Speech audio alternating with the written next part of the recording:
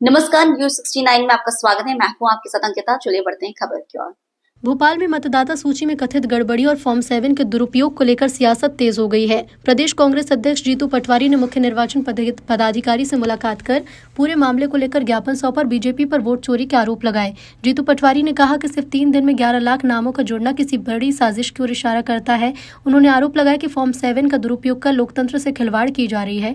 पटवारी का कहना है कि बीजेपी जानबूझकर SC, ST, OBC और अल्पसंख्यक वर्ग के मतदाता के नाम सूची से कटवा रही है।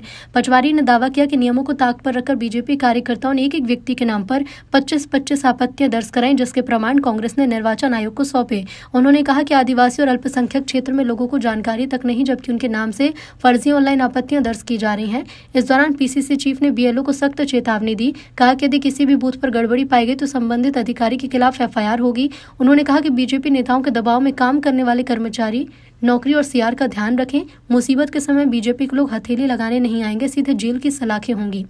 जीतू पटवारी ने मंत्री विश्वास सारंग की विधानसभा सीट और दक्षिण पश्चिम विधानसभा क्षेत्र में 1-1 लाख वोट कम होने पर सवाल खड़े किए। आरोप लगाया कि बीजेपी वोट चोरी कर चुनाव जीतना चाहती है और निर्वाचन आयोग से मांग की है कि इन गड़बड़ियों पर तुरंत रोक लगाई जाए। फिलहाल पूरे मामले ने प्रदेश की राजनीति में हलचल बढ़ा दी है और अब निर्वाचन आयोग की कार्रवाई पर सभी की नजरें हैं। फिर हमने कहा, पत्रकारों को कई बार हमने चुनौती दी और कहा कि एक भी पत्रकार अगर किसी कार्यालय में ईमानदारी से काम हो और एक अधिकारी करे, हम उसका नागरिक अभिनंदन करते हैं। पत्रकारों, मीडिया के साथियों, हम आपको चुनौती देते हैं, तो आपने एक ने स्वीकार नहीं की। इन सब बातों का प्रमाणित अगर कोई ने किया तो चीफ सेक्रेटरी ने किया।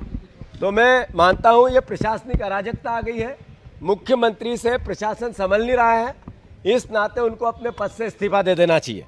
और देश के प्रधानमंत्री ने न खाऊंगा न खाने दूंगा, भ्रष्टाचार से जीरो टॉलरेंस, ये भाषण जो उनके थे, इस पूरी प्रक्रिया पर वो संज्ञान में लें और एक न्यायिक जांच करवाएं।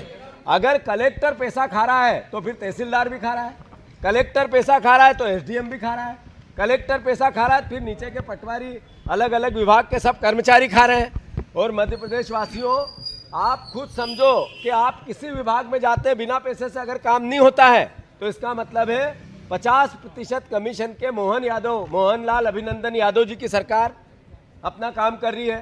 तो इसके लिए जनता को भी जागना पड़ेगा। मैं फिर से मोहन भैया का इसी वक्त इस्तीफा होना चाहिए।